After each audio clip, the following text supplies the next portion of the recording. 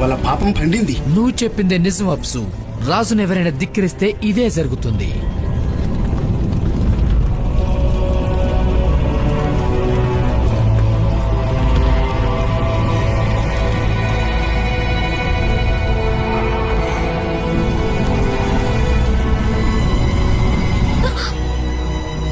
ఆయన ఏం చూస్తున్నాడు? నాకిక్కడ ఏం కనపడడం లేదు. పదండి.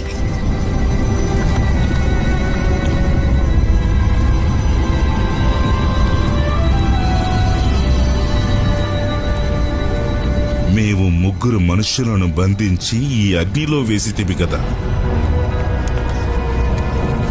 చూడండి, నేను నలుగురు మనుష్యులు బంధకములో లేక అగ్నిలో సంచరించుట చూచుచున్నాను. ఏంటి? నాలుగో వాని రూపము దేవతల రూపంలా ఉంది. వాళ్ళతో అక్కడ ఉన్నది ఎవరు?